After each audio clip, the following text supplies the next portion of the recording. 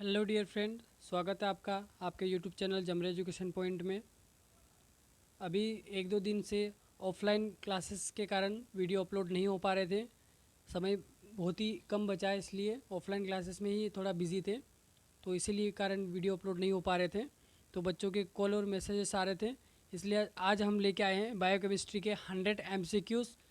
ये जो lab technician के लिए, लैब असिस्टेंट, लैब अटेंडेंट और स्टाफ नर्स के लिए भी बहुत ही इंपॉर्टेंट क्वेश्चन होने वाला है, क्योंकि बायोकेमिस्ट्री सभी को पूछे जाते हैं, चाहे लैब असिस्टेंट हो, लैब टेक्नीशियन हो या स्टाफ नर्स हो, OT technician, x-ray technician, pharmacist हो, सभी में बायोकेमिस्ट्री कॉमन चीज़ है।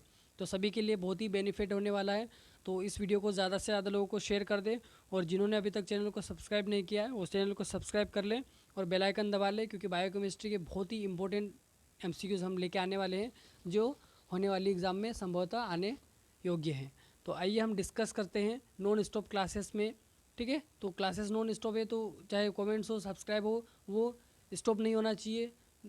ठीक है, चलिए, तो जैसे ही डिस्प्ले पे आंसर आता है, आप क्वेश्चन आते हैं, उसका आंसर फट से करना है। ठीक है, बिना टाइम वेस्ट किए। तो चलिए हम आज स्टार्ट करते हैं। बायोकेमिस्ट्री का फर्स्ट क्वेश्चन है और बहुत ही मज़ेदार क्वेश्चंस होने वाले हैं, सारे के सारे इंपॉर्टेंट्स होने वाले हैं। तो चलिए इसका आंसर जल्दी से कमेंट्स करना है। Genetic information nuclear DNA is transmitted to the site of protein synthesised by. परमाणु DNA की आनुवंशिक जानकारी प्रोटीन संश्लेषण की साइट पर प्रेरित होती है।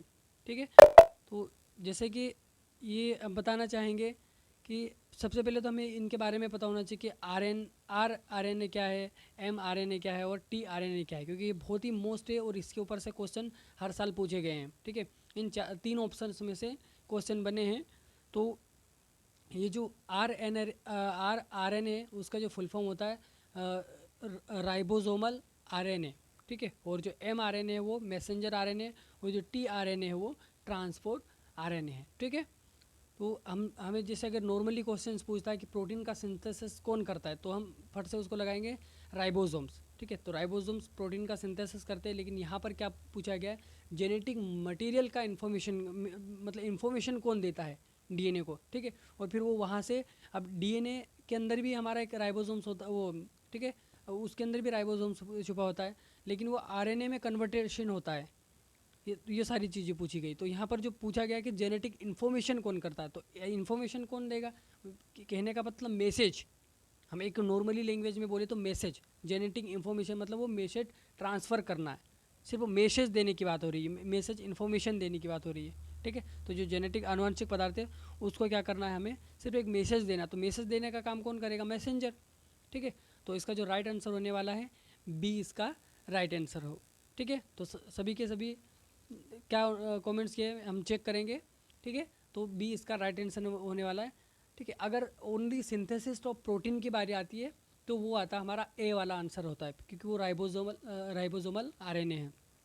ठीक है, और ये जो फिर ट्रांसफ़र करने की बात आती है, ठीक है, जो जेनेटिक इन्फॉर्मेशन आ गई है, अब उस इन्फॉर्मेशन को ट्रांसफ़र कौन करता है, इस तरीके से क्वेश्चन बनता तो सी हमारा राइट आंसर होता है। लेकिन यहाँ पर जेनेटिक इन्फॉर्मेशन की बात हो गई है, तो वो मैसेंजर RNA रहेगा। ठीक है, mRNA बी इसका राइट आंसर होने वाला है। एक से बढ़कर एक क्वेश्चंस लेके आने वाले हैं, इसलिए अब जुड़े रहे चैनल के साथ। चलिए देखो, ये क्वेश्चन ईजी है, तो बहुत सारे क्वेश्चंस ईजी भी आते हैं और टफ भी आते हैं। तो the power house of cells is, cells का पावर हाउस कौन है, तो ये तो बच्चे बच्चे जानते हैं, सभी जानते हैं। ठीक है, कभी कभी गलती करके आ जाते हैं, तो इसका जो राइट आंसर है हमारा माइटोकॉन्ड्रिया है। ठीक है, ऊर्जा का पावर हाउस होते हैं। ऐसे और क्वेश्चंस आते, बहुत सारे ऐसे क्वेश्चंस आते हैं कि जो सेल्स के अंदर, ठीक है, DNA जो प्रेजेंट होता है, लेकिन सबसे और अदर और भी जो ऑर्गन्स होते हैं, तो कौन से ऑर्गन्स में भी अलग उसका खुद का DNA होता है। तो ऐसे क्वेश्चंस आते हैं, तो उसका जो राइट आंसर होगा वो भी माइटोकॉन्ड्रिया होता है, कि सेल्स के माइटोकॉन्ड्रिया भी सेल्स के अंदर ही प्रेजेंट होता है, लेकिन माइटोकॉन्ड्रिया के अंदर एक खुद का DNA होता है। ठीक है, तो इस तरीके से क्वेश्चंस आते हैं, तो आप, ठीक है, और न्यूक्लियस तो क्या था, हमारा जेनेटिक मटेरियल है ये तो। और लाइसोसोम्स क्या है, लाइसोसोम्स के ऊपर उससे भी क्वेश्चंस बनते हैं। ये सुसाइड बेग, ये आत्महत्या की थैली, ये क्या करता है, ये हमारे ही सेल्स को बिना अगर देख कुछ डिसफंक्शन हो जाता है हमारी बॉडी में, तो जो लाइसोसोम्स होता है वो हमारी सेल्स को खाने लग जाता है, जिसके कारण उसको लाइसोसोम्स को आत्महत्या की थैली बोलते हैं। ठीक है, वो क्या बिना पहचाने हमारी सेल्स को खाने का भक्षण फेगोसाइट करने लगता है, जिसके कारण हमें नुकसान हो जाता है। ठीक है, इसलिए हमारे लिए डेंजरस होता है, इसलिए लाइसोसोम्स को सुसाइड बैग या आत्महत्या की थैली भी बोलते हैं। ठीक है, तो इस तरीके से क्वेश्चन बनते हैं। और सेल मेम्ब्रेन क्या, उसकी प्रोटेक्शन का काम करती है, जो हमारे जो इलेक्ट्रोड्स होते हैं।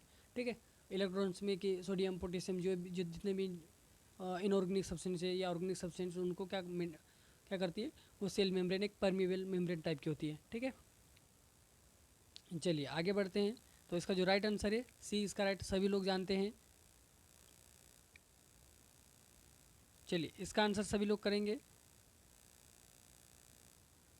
देखो बच्चों के कमेंट्स आते कि आप कमेंट्स के भूखे हो, तो हम कमेंट्स के भूखे नहीं, हम ये चीज़ें देखने चाहते हैं कि आप आपका जो लेवल है, आप क्या आंसर कर रहे हो। कि यहाँ पर हम क्वेश्चन आंसर तो खेलने आते नहीं है।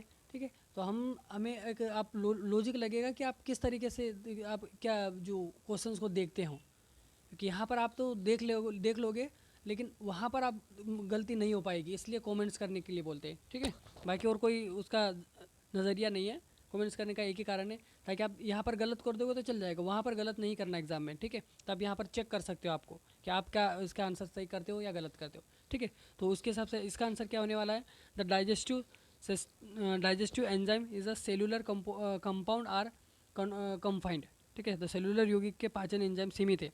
तो कौन सा, लाइसोसोम से, राइबोसोम से, या पेरोक्सीसोम से, या पोलीसोम से। ठीक है, तो चलिए इसका चेक करते हैं कि इसका जो राइट आंसर क्या होने वाला है। ठीक है, तो इसका जो राइट आंसर है ए। ठीक है, ए इसका राइट आंसर है। ठीक है, तीसरे का राइट आंसर ए है, लाइसोसोम। ठीक है, क्योंकि लाइसोसोम क्या है, एक हमारा जो डाइजेस्टिव एंजाइम्स के नाम से भी जाना जाता है। ठीक है, क्योंकि ये क्या करता है, लाइसोसोम से बहुत सारा चीज़ों का भक्षण करते रहता है। इसीलिए तो अगर वो प्रॉपर तरीके, देखो बिना पहचाने, देखो ये इसका काम होता है सिर्फ भक्षण करना होता है, इसलिए उसको डाइजेस्टिव एंजाइम्स के नाम से भी जाना जाता है। तो वो क्या करता है, वो मशीन चलते ही रहती है, वो ये नहीं देखता कि वो अपनी सेल्स हैं। तो अगर उसके कांटेक्ट में, अगर अपनी जो फायदेमंद सेल्स उसके कांटेक्ट में चली जाती है, तो वो उसका भी वो भक्षण कर जाता है। इसलिए तो उसको सुसाइड बेग के नाम से जाना जाता है। ठीक है, तो इसलिए इसका राइबोसोम से, तो राइबोसोम से तो सिंथेसिस ऑफ प्रोटीन अभी हमने ऊपर ने पढ़ा। चलिए आगे बढ़ते हैं। देखो एक ऐसे क्वेश्चन हमेशा बने हैं, the general formula of monosaccharide. पहले एक नॉर्मली हम ग्लूकोज का जो फार्मूला पूछा जाता था, लेकिन थोड़ा लेवल आगे हो गया है, इसलिए हम और थोड़ा डीपली पढ़ लेते हैं। ठीक है, क्योंकि इसका जो लेवल है थोड़ा ज़्यादा हो गया है, तो इस तरीके से भी क्वेश्चन बन सकते हैं। अभी तक तो जो क्या पूछता जाता था, ग्लूकोज का फॉर्मूला। तो ग्लूकोज का जो नॉर्मल फॉर्मूला था C6H12O6।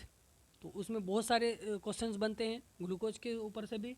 तो ग्लूकोज में कार्बन के कितने मॉलिक्यूल्स होते हैं, ऑक्सीजन के कितने मॉलिक्यूल्स होते हैं, और हाइड्रोजन के कितने मॉलिक्यूल्स होते हैं। तो इस तरीके से भी क्वेश्चन पूछा गया। तो जिसमें O6 बोलता है, तो छः मॉलिक्यूल्स कितने हैं कार्बन के। ठीक है, O6। ठीक है, तो हम ग्लूकोज का सभी लोग जानते हैं। ठीक है, C6H12O6। ठीक है, तो 6 मॉलिक्यूल कार्बन के और 6 मॉलिक्यूल ऑक्सीजन के और 12 मॉलिक्यूल हमारे हाइड्रोजन के। ठीक है, इस तरीके से हम लोग उसका कर सकते। अब यहाँ पर देखो वो नंबर की जगह सिर्फ NN लिखा गया है। ठीक है, तो जो मोनोसेक्राइड का जैसे कि बात करते हैं हम लोग, मोनोसेक्राइड तो क्या सिंगल शुगर से ही है। ठीक है, सिंगल सेक्राइड से, तो ये सारी चीज़ें भी हम लोग पढ़ते हैं कि कौन कौन से मोनोसेक्राइड से, डाइसेक्राइड से, ओलिगोसेक्राइड से, पॉलीसेक्राइड से। तो ये सारी चीज़ें हम बोलते हैं कि मोनोसेक्राइड मतलब ग्लूकोज का एक मॉलिक्यूल, डाइसेक्राइड मतलब ग्लूकोज का 2 मॉलिक्यूल्स, ओलिगोसेक्राइड मतलब ग्लूकोज के कुछ मॉलिक्यूल्स। ठीक है, सब मॉलिक्यूल्स बोल सकते हैं। और पॉलीसेक्राइड का मतलब होता है मोर देन। तो अब वो ये सारी चीज़ें ना पूछकर अब उनके एग्जाम्पल पूछते हैं। मोनोसेक्राइड का एग्जाम्पल कौन कौन सा है। ठीक है, तो मोनोसेक्राइड का हम पढ़ते हैं कि ग्लूकोज, ठीक है, फ्रक्टोज, लैक्टोज, ये सारी चीज़ें क्या हमारे, सॉरी गैलेक्टोज, ये हमारे मोनोसेक्राइड्स हैं। लेकिन जब दो ग्लूकोज मिलते हैं तो ग्लूकोज प्लस ग्लूकोज माल्टोज बनाता है। ठीक है, सुक्रोज में क्या, ग्लूकोज प्लस फ्रुक्टोज ये बना के सुक्रोज बना लेता है, और ग्लूकोज प्लस गैलेक्टोज मिला के वो लैक्टोज बना लेता है। ठीक है, तो जो बन रहा है वो हमारा क्या कहलाएगा, हमारा वो डाइसेक्राइड कहलाएगा। और जो हमारा ग्लूकोज है, और गैलेक्टोज है, ठीक है। तो ये सारी चीज़ें हमारी मोनोसेक्राइड्स में आती है, ठीक है। तो यहाँ पर मोनोसेक्राइड का जो फॉर्मूला पूछ लिया है, तो सिंपल सा हमें फंडा याद करना है। जो जो ग्लूकोज का था, ठीक है, C6H12O6 पड़ा था, तो जो 6 और 12 और 6 आ रहा है उसकी जगह में NN लगा देना है, सिंपल। देखिए C6 हम लोग बोले थे तो यहाँ पर CN लगा देना है, ठीक है। और H12 बोला था तो उसके यहाँ क्या N लगा दिया, और O6 था तो वहाँ पर भी N लगा दिया। तो जो, ठीक है, तो आइए जो ए इसका राइट आंसर है, ठीक है। वही वही ज़रिया इसमें, और कुछ नहीं है। बाकी तो उसमें सब कन्फ्यूज़न कर दिया, 2 डाल दिया, ठीक है, 2 माइनस कर दिया, तो CnH2nOn, ठीक है। वो नंबर डिजिट नहीं डाला है, डिजिट की जगह नंबर, ठीक है। वो मोनोसेक्राइड इसलिए इसमें वो सारी चीज़ें हटा दिया, और जो 6 नंबर था, 6 की जगह N डाल दिया इसमें। H12 था तो 12 की जगह N डाल दिया, और O6 था तो 6 की जगह N डाल दिया, N मतलब नंबर, ठीक है। तो ये हमारा मोनोसेक्राइड से, ठीक है। तो इस तरीके से आ सकता है। अगर डाइसेक्राइड तो उसमें डबल कर देना है हमें, ठीक है। हाइड्रोजन के जो मोलिक्यूल्स होगा वो डबल हो जाएगा। इस तरीके से हम लोग पढ़ लेंगे, ठीक है। तो इसका जो राइट आंसर है वो ए है। चलिए नेक्स्ट देखते हैं। चलिए देखो, पॉलीसेक्राइड्स का पूछ लिया इसमें, पॉलीसेक्राइड्स का पूछ लिया, मतलब इसमें पोली मतलब तो ज़्यादा होगा ना, तो इसमें क्या होगा। अभी हम लोग पढ़ते आ रहे थे C6H12 और O6 पढ़ते आ रहे थे, ठीक है। अब इसमें कोष्टक में पूरा होल का इंटू कर देंगे, इसमें सारे का इंटू कर देंगे, तो इसलिए एन इसमें बाहर निकाल दिया गया, ठीक है। देखो सारी डिजिट अंदर लिखी गई है और एन इसको बाहर निकाल दिया, तो उसका जो राइट आंसर है, ठीक है, आइए चेक करते हैं। जो ए इसका राइट आंसर होने वाला है, ठीक है। H6 कोष्टक में H6 H10 O5 और कोष्टक के बाहर N, मतलब सारे का सारे मल्टीप्लाई करेंगे तब जाके ये पॉलीसेक्राइड बनेगा, ठीक है। तो ए इसका राइट आंसर होने वाला है। आप लोग भी देख सकते हो कि क्या हम लोग सही कर रहे हैं या गलत कर रहे हैं, तो इसको चेक करने के लिए आप कर सकते हो, ठीक है। चलिए इसका आंसर करेंगे पेंटोप शुगर, ठीक है।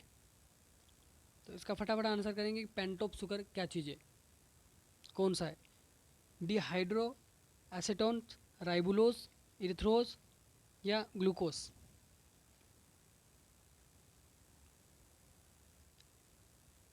ठीक है, तो देखते हैं हम पेंटोप शुगर यहाँ पर कौन सा है।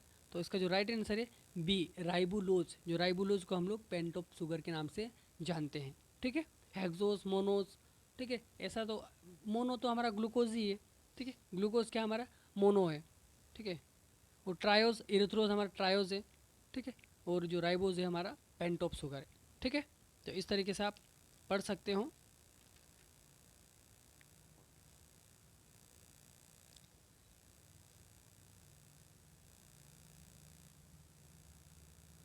ये लो, वही क्वेश्चन दे दिया। The pentose sugar present mainly in the heart muscles, ठीक है। अब ये इसमें क्लियर कर दिया गया कि जो पेंटोप शुगर होता है वो हार्ट की मसल्स में प्रेजेंट होता है, लेकिन, ठीक है, एक जो इरिथ्रोज, इरिथ्रोज मतलब जो आरबीसी का शुगर, ठीक है। अभी जो हमने देखा ना इरिथ्रोज, तो इरिथ्रोज क्या होता है, ये आरबीसी के अंदर जो शुगर होता है वो इरिथ्रोज के रूप में होता है, ठीक है। इसको ब्लड शुगर बोलते हैं हम, ठीक।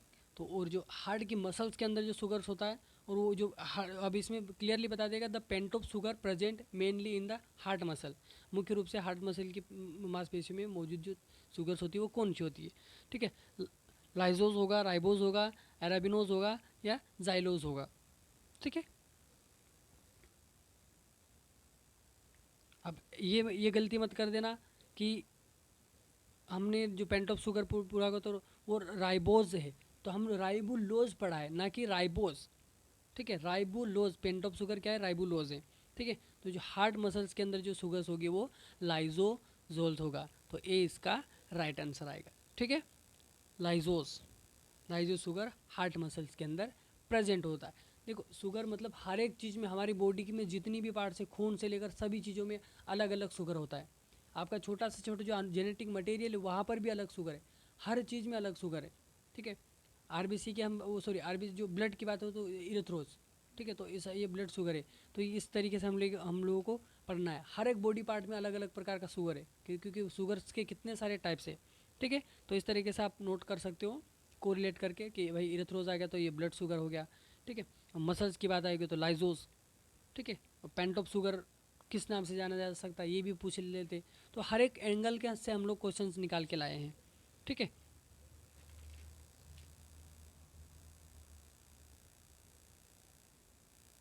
चलिए इसमें बताएंगे पॉलीसेक्रेट आर, पॉलीसेक्रेट है, पॉलीमर से, एसिड है, प्रोटीन है, ऑयल है, ठीक है।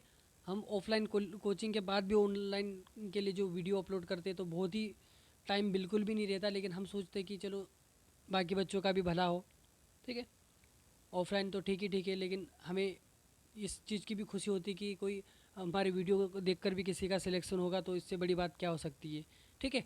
तो इसलिए हम लोग ऑनलाइन वीडियो अपलोड करने की फुल कोशिश करते हैं, बहुत कोशिश करते हैं, लेकिन टाइम ही नहीं मिल पाता है, ठीक है। तो चलिए इसका आंसर सभी लोग करेंगे कि इसका पॉलीसेकेराइड्स क्या है। अब पॉलीसेकेराइड मतलब बहुत सारी शुगर, जो शुगर्स मोलिक्यूल के बहुत सारे एटम्स हैं। तो इसमें क्या जो राइट आंसर आएगा हमारा, देखो प्रोटीन तो हमारा हो ना सका, ठीक है।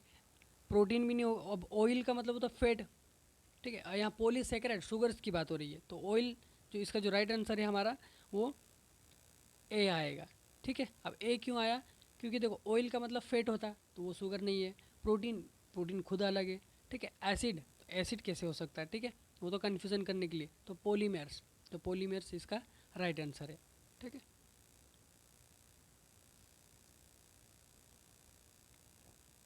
चलिए देखिए, the number of isomers of glucose, glucose के आइसोमर्स की संख्या कितनी होती है, ठीक है। तो जो ग्लूकोज की आइसोमर संख्या होती है हमारी, फटाफट आप बताएंगे कि आपके हिसाब से क्या हो सकती है। अभी हमने बताया था कि उसमें देखो हर एक पूछते हैं, इसलिए ग्लूकोज का सूत्र तो याद करके आना, क्योंकि सूत्र नहीं पूछेगा लेकिन उसमें कुछ तोड़ तोड़ के पूछेगा। उसमें कार्बन की नंबर पूछ लिया तो कार्बन 6 है, हाइड्रोजन 12 है, ऑक्सीजन 6 हैं। तो अधिकतर ये इसी तरीके से क्वेश्चन आते हैं और गलत करके आते हैं, ठीक है। और जो ग्लूकोज के जो आइसोमर्स नंबर होंगे हमारे वो 60 है, ठीक है, 16 है इसमें, ठीक है। बाकी आप कुछ भी मत लगा के आना। तो जो ग्लूकोज का जो आइसोमर संख्या है वो 16 है, ठीक है। चलिए अगर उसमें ग्लूकोज का सूत्र के हिसाब से अलग अलग पूछा, कार्बन का पूछ लिया, ऑक्सीजन का पूछ लिया, तो ऑक्सीजन का 6 लगाना है, ठीक है। ऑक्सीजन का मोलिक्यूल्स कितने 6 होंगे उसमें, और कार्बन के भी 6 होंगे, और हाइड्रोजन के 12 होंगे, ठीक। तो और यहाँ जो आइसोमर्स के नंबर आपकी बात आए तो उसमें लगाना 16। चलिए आगे बढ़ते हैं। देखो वो क्वेश्चन आ ही गया, तो organ cellular organelles called suicide bag, ठीक है। तो अभी हमने डिस्कस ही किया है उसमें कि जो लाइसोसोम्स होता है वो हमारा सुसाइड बेग होता है, ठीक है। तो ये तो बहुत ही इजी क्वेश्चन है, और ऐसे ही क्वेश्चन आते हैं कुछ बहुत टफ के बाद में एक दो इजी आ जाते हैं, फिर टफ आते हैं, ठीक है। ताकि हमको ये ऐसा थोड़ा एक रिलैक्स होने के लिए जो इजी क्वेश्चंस आ जाते हैं, तो ऐसे क्वेश्चन आते हैं। तो उसी के हिसाब से बस वही पैटर्न ही वही है जो मेन एग्ज़ाम में होने वाला, वही पैटर्न है, ठीक है। चलिए तो इसका जो राइट आंसर है ए है, सभी लोग जानते ही हैं। चलिए देखो इस टाइप के क्वेश्चंस भी बनते हैं और सब लोग गलत करके आते हैं। The following substance are the cell inclusion except, निम्नलिखित पदार्थ सेल समावेश है, मतलब सेल्स के अंदर होते हैं सिवाय एक के। तो मेलानिन, ग्लाइकोजन, लिपिड या सेंट्रोसोम। तो सभी लोग बताएंगे कि इसका जो राइट आंसर क्या होने वाला है। भाई एक जो कमेंट्स करने का एक वो एक उद्देश्य है, वो आप भी तो बताओ कि आपके हिसाब से क्या आ सकता है। यहाँ पर तो आप गलती कर लोगे तो चल जाएगा, लेकिन आपके हिसाब से क्या होने वाला है ये भी तो आपको पता चलना चाहिए। आप खुद को भी तो बस जजेस करो, कि मैं भी एक अपने दिमाग का जज करता हूँ कि मैंने लगा दिया, ए लगा दिया, बी लगा दिया। कम से कम अगर आपका आंसर नहीं आता है तो आपको एटलीस्ट वो दिमाग में तो रहेगा कि नहीं यार इसका आंसर मैंने गलती कराया था, लेकिन इसका जो राइट आंसर है वो ये है, ठीक है, ये था। यही आपको क्वेश्चंस में वो एग्ज़ाम में कन्फ्यूज़न करते हो, और यही आप देखो वहीं पर आप कभी सुधार ऐसे ही होती है, ठीक है, कमेंट्स करने से ही सुधार होती है।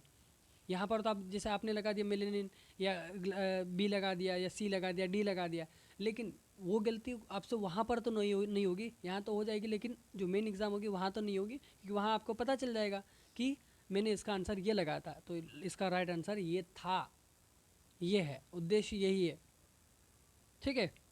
इसलिए कमेंट्स में बताया करो। चलिए, तो इसका जो राइट आंसर है डी इसका राइट आंसर है। ठीक है भाई, मेलानिन भी हमारा सेल्स का पार्ट है, ग्लाइकोजन कार्बोहाइड्रेट होता ही है, लिपिड भी होते हैं, लेकिन जो सेंट्रोसोम्स होते हैं वो हमारी सेल्स के अंदर नहीं प्रेजेंट होते। ठीक है, चलिए, तो इसका जो राइट आंसर है सेंट्रोसोम्स है, बाकी सारे के सारे सेल्स के अंदर समावित है सेंट्रोसोम्स के अलावा। चलिए आगे बढ़ेंगे।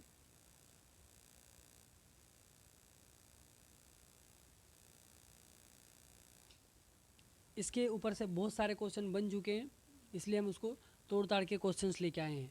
ठीक है, from the biological view point, अब बायोलॉजी के हिसाब से हमें उसकी दृष्टिकोण से देखना है।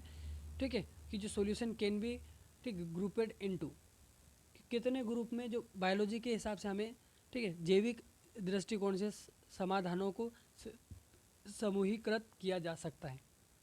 जो हमारे सॉल्यूशंस है उनको कितने ग्रुप में रखा गया है, तो क्या आइसोटोनिक सॉल्यूशंस के रूप में रखा गया, हाइपोटोनिक सॉल्यूशंस के रूप में रखा गया, या हाइपरटोनिक सॉल्यूशंस के रूप में रखा गया, या ऑल ऑफ दीज। ठीक है, तो आपके हिसाब से कितने समूह में रखा होना चाहिए। आइसोटोनिक, इसका मतलब भी तो पता होना चाहिए, तभी तो आप उसका राइट आंसर करोगे। तो आइसोटोनिक सॉल्यूशंस का मतलब होता है ऐसे जो समान सॉल्यूशंस होते हैं, जैसे मैंने आरबीसी की बात करी थी, किसमिस की बात करके समझा था मैंने एग्जाम। ठीक है, अगर हम सॉल्यूशंस के अंदर आरबीसी को रखते हैं, या जैसे कोई भी एक सॉल्यूशन है हमारा, आइसोटोनिक सॉल्यूशन से कोई चीज़ रखते हैं, तो वो उसको ना नुकसान करेगा, ठीक है, ना उसको उसमें वो अंदर जाएगा, और ना ही उसमें कोई बाहर चीज़ आएगी, वो बराबर बना रहेगा। जितना कंसंट्रेशन उस वस्तु का है उतना ही कंसंट्रेशन उस सॉल्यूशन का होगा। ठीक है, तो वो दोनों एक दूसरे को नुकसान नहीं पहुंचाएंगे। ठीक है, जितना कंसंट्रेशन, जैसे हम आरबीसी को लेते हैं या किशमिश को लेते हैं, तो जितना कंसंट्रेशन किशमिश का है उतना ही कंसंट्रेशन सॉल्यूशन का है, तो वो किशमिश ना फूलेगी और ना ही श्रिंक होगी। ठीक है, तो वो आइसोटोनिक कहलाता है। हाइपोटोनिक की बात होती है, तो हाइपोटोनिक का मतलब होता है लो कंसंट्रेशन, उसकी सांद्रता कम है। हम यही चीज़ें पढ़ते हैं, और इसके ऊपर से क्वेश्चन हमेशा आया हुआ है, इसलिए मैंने इन तीनों चीज़ों को लेके आया हूँ। ठीक है, और बायोकेमिस्ट्री में, क्योंकि ये सारी चीज़ें इंपॉर्टेंट है, सभी चीज़ों के लिए इंपॉर्टेंट है, बायोकेमिस्ट्री सभी के लिए इंपॉर्टेंट है, इसलिए जो मेरा उद्देश्य था, इसलिए मैं वीडियो अपलोड कर रहा हूँ, ताकि सभी लोगों को कुछ मिले। ठीक है, तो आइसोटोनिक का मतलब होता है, हाइपोटोनिक का मतलब लो कंसंट्रेशन, हाइपरटोनिक का मतलब ज़्यादा कंसंट्रेशन, मतलब बहुत ज़्यादा गाढ़ापन है।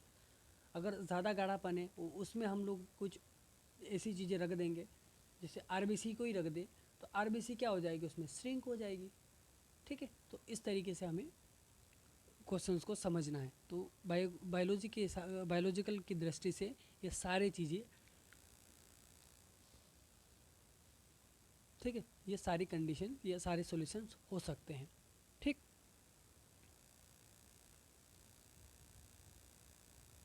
चलिए देखो, अभी हमने एक चीज़ें बताई थी कि कोशिका के अंदर बहुत सारे ऑर्गन्स होते हैं। ठीक है, तो कोशिका के अंदर केंद्रक भी होता है, लेकिन कोशिका के कुछ अंग ऐसे भी हैं, कुछ नहीं, एक ही अंग ऐसा है जिसका खुद का डीएनए है, जो मैंने अभी जस्ट ऊपर बताया था, क्योंकि ये क्वेश्चन बहुत वेरी वेरी इंपॉर्टेंट है। ठीक है, लेकिन यहाँ पर एक स्टेप और हमने इसमें ऐड कर दिए। ठीक है, कि जो माइटोकॉन्ड्रिया के अंदर डीएनए है, अब हमें ये पता चल गया कि कोशिका के अंदर तो डीएनए होता ही होता है, लेकिन कोशिका के अंदर जो माइटोकॉन्ड्रिया होता है उसका खुद का एक डीएनए होता है। ठीक, लेकिन हमें वो क्वेश्चन ही लेके आ गए कि जो माइटोकॉन्ड्रिया का डीएनए होता है उसका जो स्ट्रक्चर होता है वो कौन सा होगा, सर्कुलर डबल स्ट्रैंड होगा, सर्कुलर सिंगल स्ट्रैंड होगा, या लीनियर डबल हेलिक्स होगा, या नॉन ऑफ दीज होगा। भाई कुछ ना कुछ तो होगा, इसलिए डी इसका गलत आंसर है। ठीक है, कुछ ना कुछ तो होगा, अभी हम चेक करेंगे कि इसका जो राइट आंसर क्या होगा। ठीक है, हम एक लेवल आगे ही चल रहे हैं कि माइटोकॉन्ड्रियल के अंदर जो डीएनए होता है वो उसका जो स्ट्रक्चर होगा वो किस तरीका का होगा। ठीक है, तो चलिए इसका आंसर चेक करते हैं कि इसका जो राइट आंसर क्या होने वाला है। तो इसका ए आंसर राइट होने वाला है। ठीक है, जो सर्कुलर डबल स्ट्रैंड है, ठीक है, कि सॉरी, जो माइटोकॉन्ड्रिया के अंदर जो डीएनए होता है वो सर्कुलर डबल स्ट्रैंडेड का होगा। ठीक, मतलब सेम डीएनए जो सेल्स के अंदर जो डीएनए होते वही वैसा कि वैसा ही डीएनए माइटोकॉन्ड्रिया के अंदर पे होगा। ठीक, चलिए, लेकिन उसमें हमारे अंदर जो डीएनए होता है उसमें लीनियर डबल हेलिक्स होते हैं। ठीक है, आपस में वो कुंडली मुड़ी हुई होती है। ठीक, तो कुछ चीज़ें उसमें नहीं रहेगी, तो उसके अंदर सबल ए वाला उसका राइट रहेगा, सर्कुलर डबल स्टैंडर्ड। चलिए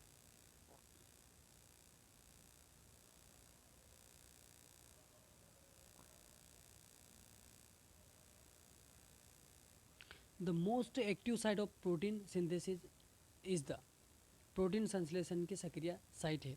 ठीक है, तो देखो वो क्वेश्चन ही आ गया जो हम अभी ऊपर बात कर रहे थे, वही क्वेश्चन आ गया कि प्रोटीन का सिंथेसिस कोशिका के अंदर कहाँ पर होता है।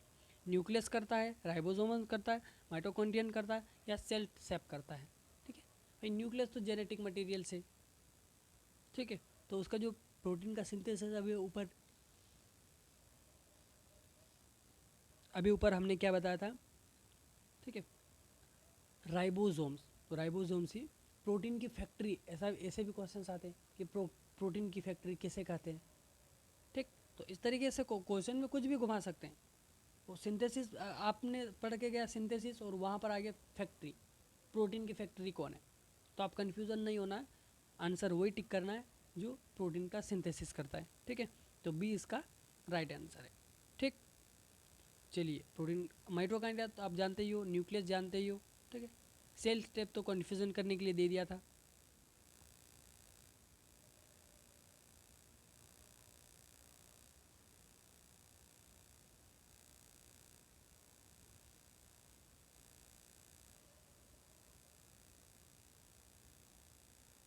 चलिए इसका आंसर सभी लोग को बताएंगे।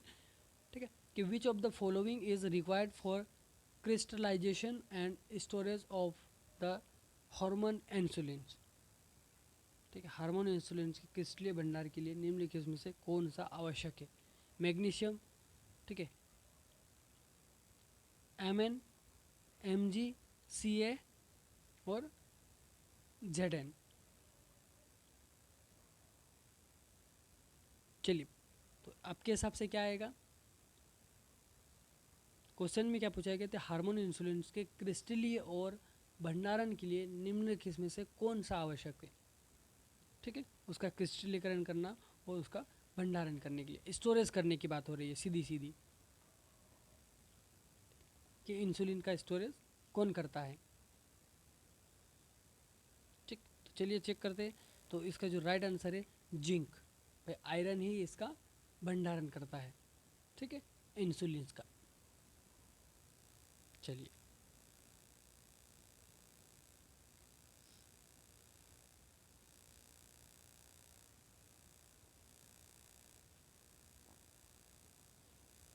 ये देखो कंफ्यूजन करने वाला क्वेश्चन है। इसका आंसर हर कोई गलत करके आता है कि oxidation of which substance in the body यस्ट and the most calories.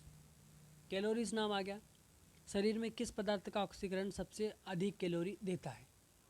Glucose, glycogen, protein या लिपिड्स। ठीक है, सीधा सा है, इसका हिंदी का जो ऑप्शन दिया हुआ है वो बेस्ट है।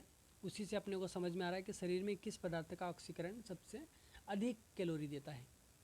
तो आपके हिसाब से इसका आंसर क्या होने वाला है।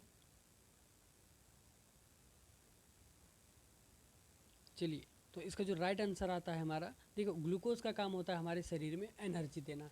ठीक है, तो ग्लूकोज तो इसका राइट आंसर हो ना सका। और प्रोटीन का काम होता है हमारा मरम्मत करना, सभी लोग जानते हैं रिपेयरिंग का काम करता है प्रोटीन। तो इसके भी फंक्शन आ सकते हैं, ग्लाइकोजन। ठीक है, तो भाई मैंने बता दिया कि एनर्जी सोर्स है ग्लूकोज, तो ये दोनों ऑप्शन तो आने वाले नहीं है। प्रोटीन तो हमारा क्या है, एक मरम्मत का काम करता है। तो इसका जो राइट आंसर है लिपिड, लिपिड का ही हमारे शरीर में अधिक मात्रा में कैलोरी देता है। ठीक है, ऑक्सीकरण होकर ये कैलोरी प्रोवाइड करवाता है लिपिड। ठीक है, चलिए देखो समझने वाला क्वेश्चन है। अधिकतर क्या कैलोरी, कैलोरी मतलब तो एनर्जी बर्न हो रही, तो एनर्जी बर्न हो रही तो हमारा ग्लूकोज आना चाहिए। ठीक है, इसलिए कोई ए करके आ जाएगा, लेकिन इसका आंसर समझना है कि शरीर की ऑक्सीकरण होकर सबसे अधिक कैलोरी देता है, कैलोरी दे रहा है वो, एनर्जी नहीं। ठीक है, चलो इस हिसाब से इसका जो राइट आंसर है डी है।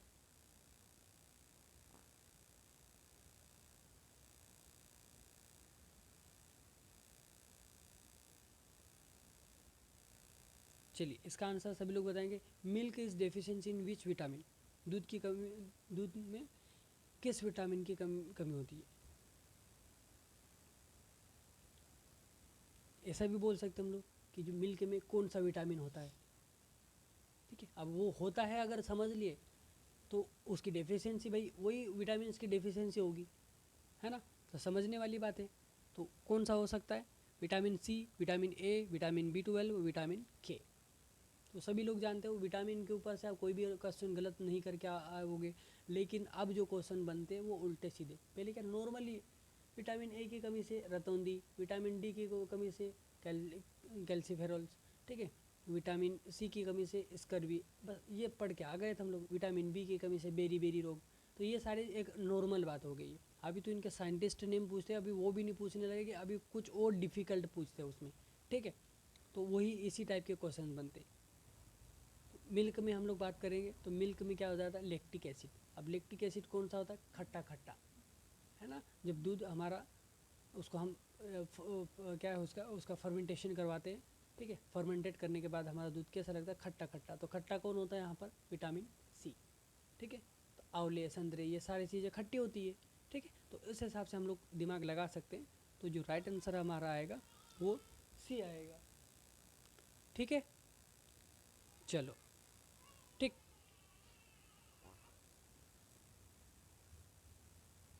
चलिए ठीक है। तो इस हिसाब से हमें इसका जो राइट आंसर आएगा सी, क्योंकि लैक्टिक एसिड खट्टा खट्टा होता है ना दूध में, तो विटामिन सी भी खट्टा होता है। तो ऐसा कुछ थोड़ा लॉजिक लगा लेना है। चलिए आगे बढ़ेंगे। अब देखो ये विटामिन की जगह अब उस उन्होंने दिया मिनरल्स दे दिया कि milk is deficiency of which mineral, खून की किस मतलब जो अब मिनरल की पूछा है तो कौन सा मिनरल सबसे ज़्यादा प्रेजेंट होता है। तो इस तरीके से हम लोग समझ सकते हैं। अगर देखो यहाँ कैल्शियम देता है तो कैल्शियम इसका राइट आंसर हो जाता है, ठीक है। अब यहाँ डेफिशिएंसी की बात हो रही है, ठीक है। तो किस खनिज की दूध किस खनिज की कमी है, इस तरीके से ये देखो हिंदी का तो कुछ उसका अलग मतलब निकल रहा है। Milk is deficiency which mineral, ठीक है। तो उसके हिसाब से हमारा जो राइट आंसर क्या होने वाला है, फास्फोरस होगा, सोडियम होगा, आयरन होगा या पोटेशियम होगा। तो इसका जो मेन सोर्स होता है उसका जो राइट आंसर होता है वो आयरन होता है, ठीक है। अधिकतर कोई दूसरा पोटेशियम या फास्फोरस लगा सकते हैं, ठीक है। फास्फोरस के ऊपर ज़्यादा जाते हैं, लेकिन जो इसका राइट आंसर होगा वो हमारा आयरन होगा, ठीक है। चलिए आगे बढ़ेंगे। ऐसे कुछ चीज़ें तो याद करने वाली होती है, उसमें कुछ और कोई पॉइंट नहीं होते। चलिए कुछ डिस्कस करने वाली चीज़ें तो हम बता ही देते हैं। सिंथेसिस ऑफ प्रोस्टेटिक ग्लैंडियोसिस इन इनहिबिटेड बाय, प्रोस्टेटिक ग्लैंडियोसिस का संश्लेषण द्वारा बाधित है एस्पिरिन, एस्पिरिनिक फ्लोराइड या क्लाइंड, ठीक है। तो इसका हम देखेंगे, इसका जो राइट आंसर है वो एस्पिरिन है, ठीक है। एस्पिरिन इसका राइट आंसर है। हालांकि इस टाइप के क्वेश्चन तो नहीं बनते लेकिन आ जाते हैं, ठीक है। प्रोस्थेटिक ग्लैंड के ऊपर से क्वेश्चन बनते हैं और इम्पोर्टेंट टाइप के ये जो नर्सिंग में है तो इस तरीके से क्वेश्चन पूछते हैं, ठीक। क्योंकि उनको थोड़ा क्लिनिकली रहता है तो उनको इस तरीके से क्वेश्चन आने की संभावना, इसलिए मैंने इंक्लूड कर दिया है। चलिए, और ये क्वेश्चन तो सभी के लिए ऑलमोस्ट क्वेश्चन सभी के लिए कॉमेंट है, लेकिन कुछ एक आध क्वेश्चन ऐसे डल जाते हैं वो थोड़े बहुत वेरिएशन करके आते हैं, ठीक है। जैसे विटामिन की जो मैंने बात करी तो वो लैब टेक्नीशियन के यहाँ तो आते ही आते हैं, लेकिन वो नर्सिंग और जो बाकी अदर्स के लिए पूछे जाते हैं। चलिए इसका आंसर बताएंगे HDL, ठीक है, is a synthesized in and secreted from, ठीक है।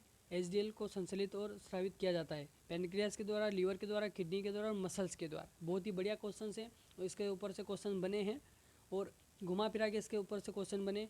ये HDL है, ठीक है, हाई डेंसिटी लिपोप्रोटीन, इसका जो फुल फॉर्म है हाई डेंसिटी लिपोप्रोटीन, और इसको गुड कोलेस्ट्रॉल के नाम से जाना जाता है, ठीक है। और जो VLDL या LDL है वो लो प्रोटीन है, वो बैड कोलेस्ट्रॉल है, ठीक है।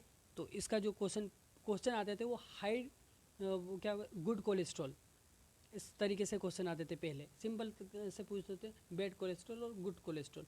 तो LDL और VLDL ये बैड कोलेस्ट्रॉल है और जो HDL है ये हाई कोलेस्ट्रॉल है, high density lipoprotein good cholesterol के रूप में जाना जाता है। अब जो क्वेश्चन मैंने क्या बनाया है उसका सिंथेसिस कहाँ पर होता है, ठीक है, कौन सिक्रेट करता है उसको, तो पेनक्रियास करता है, लीवर करता है, किडनी करती है और या मसल्स करता है, ठीक है।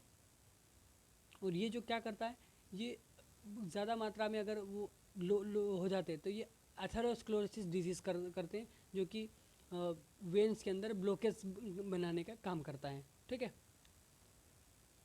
चलिए इस तरीके से क्वेश्चन भी आते हैं, ठीक है। एथेरोस्क्लेरोसिस करके क्वेश्चंस आते हैं, तो वो क्या ब्लॉकेज बनाते हैं कोलेस्ट्रॉल, ठीक है। जो कोलेस्ट्रॉल हमारी वेन्स के अंदर जमा हो जाती है जिसके कारण हार्ट अटैक आते हैं, वो एथेरोस्क्लेरोसिस डिजीज़ है, ठीक है।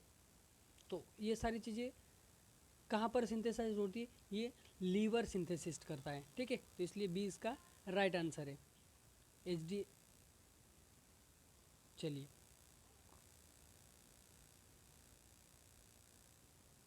ये भी बड़ा प्यारा सा सवाल है, इसके ऊपर से क्वेश्चन हमेशा हर बार आया हुआ है, सभी फील्ड में पूछा गया है और ये सभी के लिए कॉमन चीज़ें होती हैं। The phenomenon of osmosis is opposite that of, osmosis की घटना इसके विपरीत है, ठीक है। तो ये सारी चीज़ आप पढ़ चुके हैं, परासरण, अंत परासरण, परासरण, विसरण, ये सारे परासरण का उल्टा विसरण है, ठीक है। अंत परासरण तो वो आइसोटोनिक की कंडीशंस में आ जाता है, लेकिन परासरण और विसरण आप पढ़ के आए हो 12th और जो छोटे से क्लासेस हैं, ठीक है। हम 10वीं 12वीं में भी पढ़ते हैं ये सारी चीज़ें, परासरण विसरण, कम सांद्रता से अधिक सांद्रता की ओर गमन करना हमारा परासरण कहलाता है, सॉरी विसरण कहलाता है, और परासरण हमारा कम सांद्रता अधिक सांद्रता से कम सांद्रता की ओर गमन करना परासरण कहलाता है। तो ये सारी चीज़ें हम लोग पढ़ के आए हैं, तो उसका वही से सारी चीज़ें पूछी गई है, ठीक है। तो ऑस्मोसिस का अपोजिट क्या होगा, डिफ्यूजन्स हो सका, इफ्यूजन्स होगा, अफ्यूजन्स होगा या कोगुलेशन होगा। भाई कोगुलेशन का मतलब तो जमना हो जाता है, सेडिमेंट हो जाता है, ठीक है। तो ये तो उसका आंसर होने वाला नहीं है, ठीक। एफ्यूज़न कोई ऐसी चीज़ है नहीं, इफ्यूज़न और डिफ्यूज़न में कुछ है, तो इसका जो राइट आंसर है डिफ्यूज़न। ऑस्मोसिस का जो मतलब होता है वो अधिक सांद्रता से कम सांद्रता की ओर गमन करना, और डिफ्यूज़न का जो मतलब होता है तो वो कम सांद्रता से अधिक सांद्रता की ओर गमन करना। तो उसका जो अपोजिट पॉइंट होगा हमारा वो ए होगा। तो इसका जो राइट आंसर है ए, डिफ्यूज़न। ऑस्मोसिस का ठीक है, डिफ्यूज़न का मतलब होता है परासरण और ऑस्मोसिस का होता है विसरण, ठीक। तो ये सारी चीज़ें पूछी जाती है और बहुत ही इंपॉर्टेंट है और इससे रिलेटेड क्वेश्चन आए हुए हैं। तो चलिए आगे बढ़ते हैं।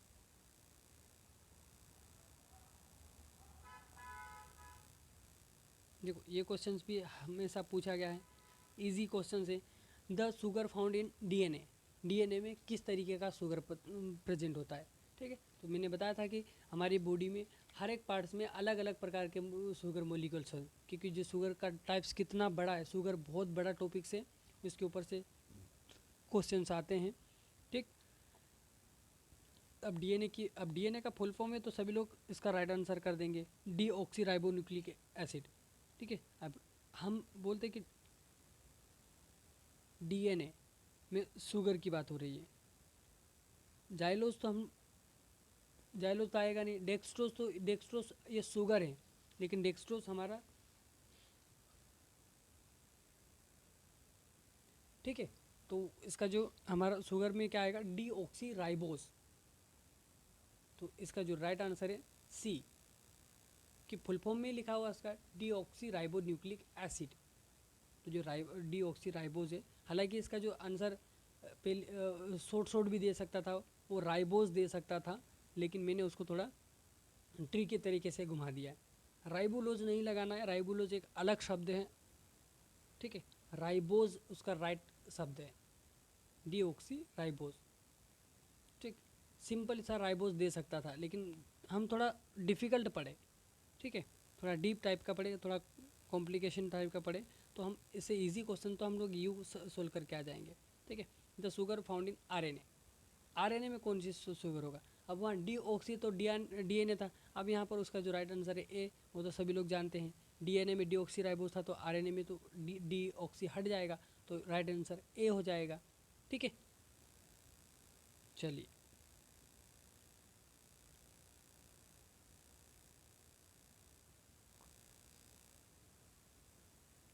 ये भी बहुत सारी चीज़ें इम्पोर्टेंट है, ठीक है।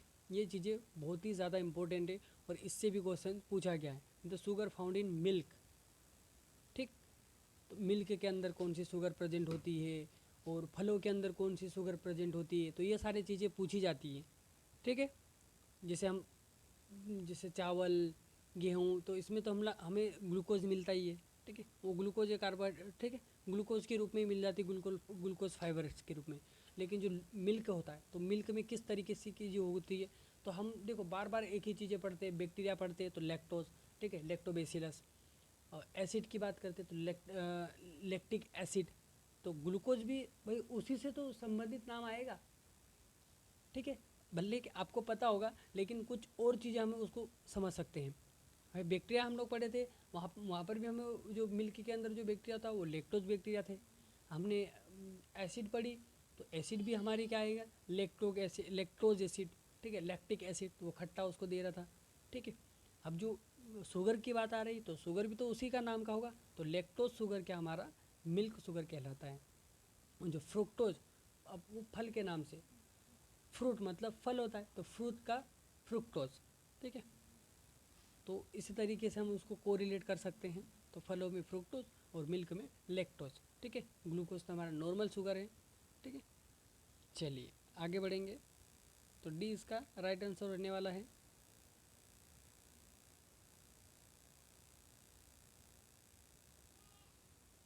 चलिए एक और क्वेश्चन से, इससे और बहुत ही महत्वपूर्ण क्वेश्चन सही है, इन्वर्टेड शुगर या टेबल शुगर बोल सकते हैं, ठीक है। ये जो हम किसी अदर सोर्स से प्राप्त करते हैं, ठीक है।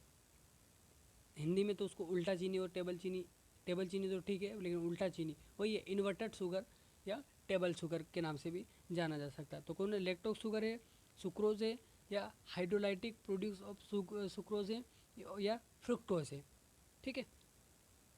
तो मतलब किसी दूसरी चीज़ों को तोड़कर वो जो हमें मिलता है उसको हम टेबल शुगर या इन्वर्टेड शुगर बोलते हैं, ठीक है। तो चलिए आपके हिसाब से आप इसका आंसर क्या बताते हो। बहुत मुश्किल होती है ऑफलाइन क्लासेस के बाद ऑनलाइन क्लासेस लेना, क्योंकि ऑफलाइन में ही बहुत सारा दिमाग खर्च हो जाता है, तो फिर भी क्या करें, लाना पड़ता है, क्योंकि आप लोगों की भी जो हेल्प करना बनती है। अभी इस समय ऐसे माहौल में हेल्प नहीं करेंगे तो फिर किस समय में हेल्प करेंगे, ठीक है। चलिए बिल्कुल, बहुत सारे बच्चों के कमेंट्स आते हैं कि इतनी मेहनत करते हो, मेहनत बिल्कुल करेंगे। फिर आपकी जो हेल्प है उससे बड़ी मेहनत हमारे लिए और कुछ नहीं है, ठीक है। चलिए, तो इसका जो राइट आंसर है हाइड्रोलाइटिक प्रोडक्ट ऑफ सुक्रोज, ठीक है। तो जो हम, क्योंकि जो मोस्ट इम्पोर्टेंट है टेबल शुगर या इन्वर्टेड शुगर, तो आप लिखना उसमें हाइड्रोलाइटिक प्रोडक्शन ऑफ शुगर, ठीक। ये लो वही बात आ गई, अभी मैं डिस्कस कर ही रहा था, सुक्रोज कंसिस्ट ऑफ, तो इसमें मैंने क्या बताया था, जो ग्लूकोज, ठीक है, glucose, fructose, sorry glucose, lactose, तो ये सारी चीज़ें में ये किस में आती है हमारे, ये नॉर्मल शुगर है ये, ठीक है। ग्लूकोज, फ्रुक्टोज, गैलेक्टोज, मेनोज, ये मोनोसेक्राइड से, ठीक है, समझ रहे हो। मोनोसेक्राइड में आप लिख सकते हो उसमें, मोनोसेक्राइड, ग्लूकोज, फ्रुक्टोज, गैलेक्टोज और मेनोज, ये सारी की सारी मोनोसेक्राइड से। तो इसका एग्जांपल भी आ सकता है, ये जो साइड में लिखी गई है, देख लो, एक साइड तो पूरा ग्लूकोज ग्लूकोज लिखा है, लेकिन प्लस करके जो साइड में लिखा है वो पूरी की पूरी मोनोसेक्राइड है, ग्लूकोज, फ्रुक्टोज, गैलेक्टोज और मेनोज। आप लिख लो, उसको नोट कर लो, क्योंकि ऑप्शंस में दे दिया सारे के सारे ग्लूकोज वो मोनोसेक्राइड एक्सेप्ट, तो आप उसको राइट आंसर करके आ जाओगे। फिर भी यहीं पर आप क्वेश्चन बना लो, ठीक है, उसमें दे दिया कि सारे के सारे मोनोसेक्राइड से एक्सेप्ट, तो आप इसमें ग्लूकोज, फ्रुक्टोज, गैलेक्टोज और मेनोज, तो उसमें कुछ भी और भी दे सकता है, उसमें गैलेक्टोज दे देगा और सुक्रोज दे देगा, ठीक है। चलो, तो सुक्रोज आप देखो, ग्लूकोज प्लस ग्लूकोज मोलिक्यूल क्या बनाता है, ये माल्टोज बनाता है। क्या बनाता है, माल्टोज, ठीक है। उसी ग्लूकोज प्लस ग्लूकोज क्या बनाएगा, माल्टोज बनाएगा। इसी प्रकार सुक्रोज कौन कौन मिलकर बना लेगा। ठीक है, तो क्वेश्चन में तो यही तो पूछा गया, किस किस से मिलकर सुक्रोज बनेगा। अब सुक्रोज ये सबसे मीठी शुगर आती है। ठीक है, तो ये एक और नोट पॉइंट कर लो। ठीक है, इसको भी नोट कर लो कि जो सुक्रोज होती है वो सबसे मीठी शुगर होती है। ठीक, क्योंकि पहले ऐसे क्वेश्चन आते थे, हालांकि और रिपीटेड हो सकते हैं, कह नहीं सकते हैं, लेकिन हम उसको तोड़ दिए। अब उसके ऊपर से तो क्वेश्चन बनते थे कि सुक्रोज सबसे मीठी शुगर कौन सी है, सुक्रोज। ठीक है, अब लेक्टोज हमने मिल्क शुगर पढ़ ली है, लेकिन सबसे मीठी जो हनी होती है, हनी शहद, तो शहद में सुक्रोज प्रेजेंट होता है। ठीक है, तो चलिए जो सुक्रोज होता है वो किस किस से मिलकर बना होता है। तो जो सुक्रोज होता है वो ग्लेक्टोज और फ्रुक्टोज से मिलकर बना होता है। ठीक है, फलों में, क्योंकि जो मक्खियाँ होती है वो फलों से ही रस वो चूस के लाती है ना भाई। जो फलों के अंदर जो मिठास होती है तो वहीं से तो जो मधुमक्खी लेके आती हैं फ्रुक्टोज। ठीक है, तो ऐसा भी हम सोच सकते हैं। तो जो हम हनी, क्या सबसे हनी से मीठा कुछ होता ही नहीं है। ठीक है, हनी होती है, शहद होता है, उससे मीठा कोई होता नहीं। शहद किससे बनाते हैं, फूलों के रसों से। और फूलों में क्या कौन सा ग्लूकोज प्रेजेंट होता है, फ्रुक्टोज, और ग्लूकोज मिला देते हैं हम। ठीक है, तो वो सबसे मीठी शुगर हो जाएगी सुक्रोज। इसलिए इसका जो राइट आंसर है वो हमारा बी होगा, ग्लूकोज प्लस फ्रुक्टोज। ठीक है, फ्रुक्टोज मतलब फलों से रस चूस के लाती है मधुमक्खी। ठीक है, और जो लैक्टोज बनेगा वो ग्लूकोज प्लस गैलेक्टोज लैक्टोज बना लेगा। ठीक है, ग्लूकोज प्लस गैलेक्टोज और लैक्टोज बना लेगा। ठीक है, तो हो गया पूरा माल्टोज, सुक्रोज और लैक्टोज। ये सुक्रोज भी हमारा मोनोसेक्राइड, ओ सॉरी डाइसेक्राइड है। सुक्रोज, माल्टोज और लैक्टोज, ये तीन चीज़ें हमारी डाइसेक्राइड है। लिख लो, मोनोसेक्राइड भी, मोनोसेक्राइड तो आप ग्लूकोज फ्रुक्टोज गैलेक्टोज और मनोज लिख लोगे, लेकिन आप डाइसेक्राइड भी लिख लो। तो डाइसेक्राइड में हमारा एक तो सुक्रोज दिख रहा है, एक माल्टोज हो जाएगा और लैक्टोज हो जाएगा। तो ये हमारे डाइसेक्राइड है। ठीक है, क्योंकि इसके ऊपर से क्वेश्चन बने हैं। चलिए आगे बढ़ते हैं।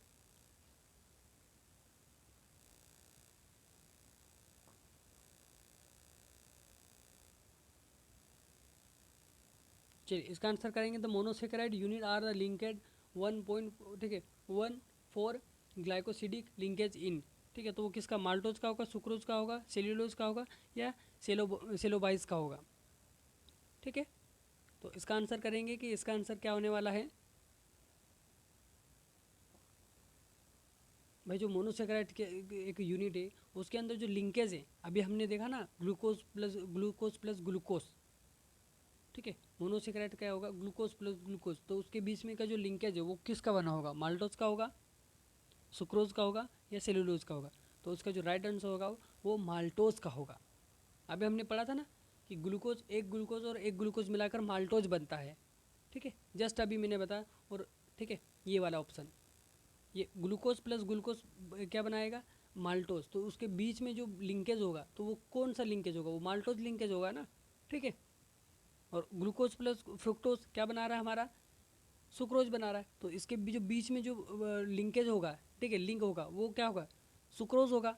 लिंक जो होगा, ग्लूकोज प्लस फ्रुक्टोज मिलकर सुक्रोज बना रहा था। ठीक है, तो उसके बीच में जो लिंकेज आएगा वो सुक्रोज आएगा, और ग्लूकोज प्लस ग्लूकोज तो माल्टोज बन रहा, तो उसको जो लिंकेज भी आएगा हमारा माल्टोज आएगा। ठीक है, तो इस तरीके से पढ़ना है। चलिए देखो कितने प्यारे प्यारे से क्वेश्चंस आते हैं। इसका राइट आंसर आ ही गया है। ठीक है, the following is the actively absorb in the intestine. निम्नलिखित आंत में सक्रिय रूप से अवशोषित है। तो कौन है, तो इसका आंसर तो हमारा कोई भी नहीं है।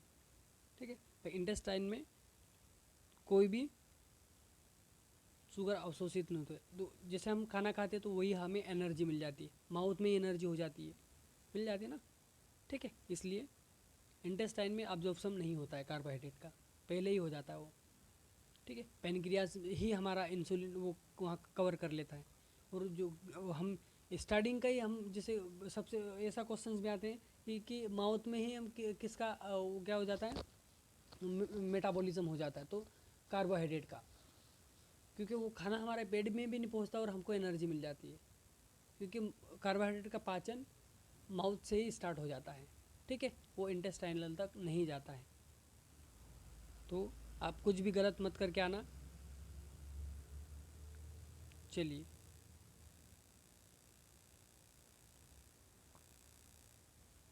इसका देखेंगे, अन एम्फीबायोलिक पाथवे अमोंग द फॉलोइंग, निम्नलिखित में के बीच में एक उभयचर मार्ग है। ठीक है, उभयचर मार्ग की बात करेंगे तो कुछ HMP, ठीक है, हेक्सोमोनोफास्फेट, HMP का फुल फॉर्म हेक्सोमोनोफास्फेट संट ग्लाइकोलाइसिस। तो आप देखेंगे ये एक साइकिल से, ठीक है, HMP संट एक साइकिल है, ग्लाइकोलाइसिस साइकिल से, साइट्रिक एसिड साइकिल से, या ग्लाइकोनियोजिनेसिस। ठीक है, तो आप देखते हो आप। ठीक है, तो जो ग्लूकोज का ही है, ग्लूकोज का एक सिंपल एक जो साइकिल चलता है वो HMP साइकिल से हो जाता है।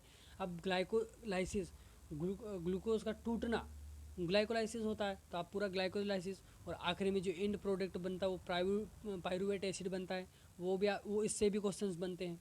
ठीक है, सिट्रिक एसिड, इसमें एक चीज़ें मिस कर दिए या कन्फ्यूज़न करने के लिए। ठीक है, इसमें आपको अगर इसको TCA साइकिल देता तो आप इसका और अच्छे से समझ जाते हैं। ठीक है, ग्लूकोनियोजिनेसिस मतलब एक नया ग्लूकोज बनने की क्रिया को किसी अदर से, अब ये ग्लूकोज मोलिक्यूल से नहीं, हमारे शरीर में चाहे प्रोटीन हो, फैट हो, कहीं से भी एक नया ग्लूकोज बनता है।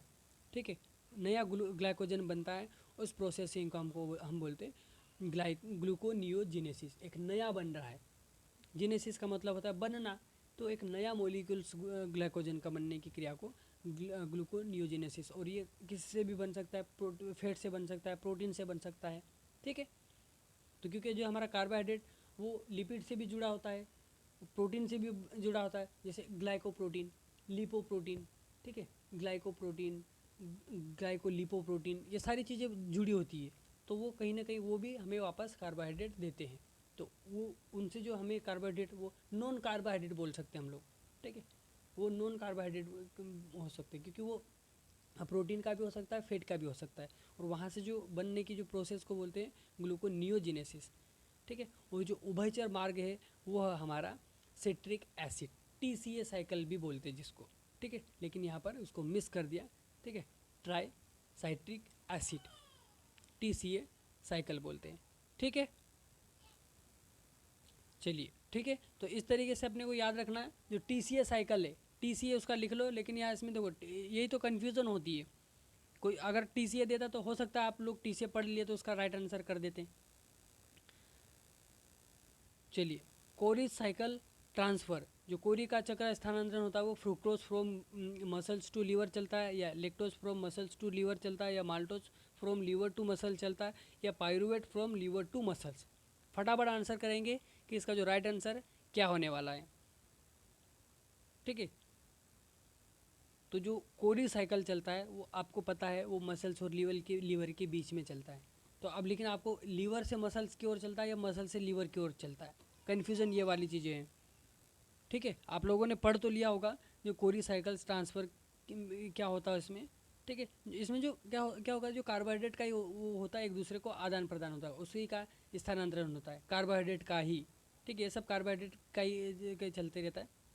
तो आप जानते हो कि ये कोरी साइकिल लीवर और मसल्स के बीच में चलता है, लेकिन किस साइड से चलता है, मसल से लीवर की ओर चलता है या लीवर से मसल्स की ओर चलता है, और कौन सा कार्बोहाइड्रेट जाएगा, फ्रुक्टोज जाएगा, लेक्टोज जाएगा, माल्टोज जाएगा, या प्राइवेट जाएगा। ठीक है, यही कन्फ्यूज़न है। ठीक है, तो आपकी कन्फ्यूज़न दूर हो जाएगी। हम चलिए पहले आप बताएंगे कि आपके हिसाब से इसका राइट आंसर क्या होने वाला है। ठीक है, तो जो इसका राइट आंसर होने वाला है वो लेक्टोज जाएगा, और लेक्टोज जाएगा फ्रॉम मसल्स टू लीवर। समझ रहे हो उसमें किसी किसी को लगा कि नहीं यार लीवर से मसल्स में जा सकता, तो ये नहीं, जो लेक्टोज जाएगा वो मसल्स टू लीवर में जाएगा। ठीक है, उसमें ग्लूकोज भी जाता है, तो इसमें अगर ग्लूकोज एंड लेक्टोज आता तो भी आपका राइट आंसर होने वाला था, लेकिन यहाँ अच्छा दे दिया, इजी दे दिया। तो जो lactose from muscles to liver की ओर ट्रांसफ़र होता है। ठीक है, चलिए इस तरीके से क्वेश्चंस आते हैं। ठीक है, तो इसका जो बी आंसर राइट होने वाला है।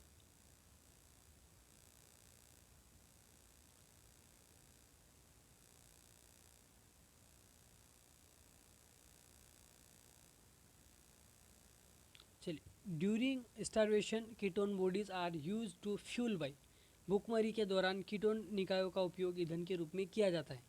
ठीक है, इसका मतलब होता है जब हम खाना तो खा लेते हैं, लेकिन जब हम भूखे रहते हैं, भूखमरी के भाई इस तरीके से दे दिया है, ठीक है, क्योंकि हिंदी वो कुछ भी कुछ दे देता है, वो जो ऑप्शन उसको ट्रांसलेट करते थे। तो इसमें स्टारवेशन मतलब हम फास्टिंग में हैं, ठीक है, तो हमारी कीटोन बॉडी कैसे उस मतलब क्या कहाँ से एनर्जी लाती है, ठीक है, तो वो क्या आरबीसी से लेके आएगी, ब्रेन से लेके आएगी, या लीवर से लेके आएगी, ऑल ऑफ दिस। ठीक है भाई, हम खाना नहीं खाते फिर भी ज़िंदा रहते हैं ना, फिर भी हमें हमें हम घूमते फिरते रहते हैं, तो वो एनर्जी कहाँ से आती है। ठीक है, तो वो यही सारी चीज़ें पूछी गई है। ठीक है, तो इसका जो राइट आंसर है वो बी है, ब्रेन। भाई ब्रेन ही हमारा क्या करता है, एक्टिव करता है। वो जहाँ पर भी हमारी बॉडी के अंदर स्टोरेज होगा वो क्या होगा, उनको वो मैसेज पहुँचाएगा और वो एक्टिव होकर वो चीज़ें हमें डिस्ट्रीब्यूट हो जाएगी कि भाई वहाँ पर उस चीज़ की कमी है। तो ये सब मेंटेनेंस का काम कौन करता है, ब्रेन। भाई ब्रेन ने ही तो हमारा ख्याल रखता है हर एक चीज़ में, गर्म ठंडा लगता है तो वो सारी चीज़ों को वो इन्फॉर्मेशन देता है कि भाई वो वहाँ पर गर्म है, हाथ हटाओ। ठीक है, या पैर में कांटा चुभ गया तो वो पैर को थोड़ी पता है, तो पैर को ही वो मैसेज देता है कि भाई वहाँ आपको वो नुकसान पहुँचाएगा, वहाँ से अब पैर हटा लो। ठीक है, तो इसी तरीके से हम हमारी बॉडी में जो स्टोरेज रहता है, चाहे वो कार्बोहाइड्रेट हो, प्रोटीन हो, ठीक है, तो वो हमारी बॉडी में ऐसा नहीं कि हमें हमेशा वो लेते ही रहना चाहिए। हम खा लेते हैं और वो कहीं ना कहीं स्टोरेज हो जाते हैं, तो हमारा ब्रेन क्या करता है, उसको स्टिमुलाइज करता है कि भाई ये चीज़ें वहाँ ज़रूरत है, तो हम इसीलिए तो 1-2 दिन तक भूखे रह सकते हैं। ठीक है, वो यही कारण है। चलिए आगे बढ़ते हैं। ठीक है, तो इसका आंसर ही आ गया है। निम्नलिखित the following is enzyme required from glycolysis. ठीक है, निम्नलिखित ग्लाइकोलाइसिस के लिए एक एंजाइम की आवश्यकता होती है। ठीक है, तो वहाँ मतलब कहने का मतलब ये है, जो ग्लाइकोलाइसिस साइकिल चलती है वहाँ कौन सा एंजाइम काम करता है। ठीक है, तो पायरुवेट काइनेज, पायरुवेट कार्बोक्सिलेज, या ग्लूकोज 6 फास्फेट, या ग्लिसरोकाइनेज। ठीक है, तो जो हमारा जो मेन एंजाइम होता है, मतलब ग्लाइकोलाइसिस का जो पूरी स्टेज 12 या 13 स्टेज में कंप्लीट होती है, वो हम ग्लाइकोलाइसिस के बाद में क्या बनता है, आखिरी में क्या बनता है, हमारा पायरुवेट बनता है। ठीक है, तो जो मेन एंजाइम की जो भूमिका निभाता है वो पायरुवेट काइनेज ही एंजाइम होता है। ठीक है, तो इसी तरीके से हम एक से बढ़कर एक जो बचे हुए एमसीक्यूज़ है वो हम नेक्स्ट पार्ट में अपलोड कर देंगे। ठीक है, तो बने रहे चैनल के साथ और ज़्यादा से ज़्यादा सभी लोगों को शेयर कर दें। ठीक है, specially lab technician, lab attendants और जो अटेंडेंट्स है, ठीक है, असिस्टेंट्स के लिए तो ये इंपॉर्टेंट है ही, लेकिन उसके बाद जो असिस्टेंट है, अटेंडेंट्स है, ठीक है, या ड्रेशर है, या जो स्टाफ नर्स है, उनके लिए भी ये वीडियो बहुत ही हेल्पफुल होने वाला है। और जो बाकी वीडियो अपलोड करने वाले तो उसमें भी हम एक से बढ़कर एक पूरा बायोकेमिस्ट्री कंप्लीट करवाने वाले हैं, तो उनको भी आपके फ्रेंड सर्कल हो उनको भी शेयर कर दिया जाए। ठीक है, और अच्छा लगे तो लाइक कमेंट कर दिया करें।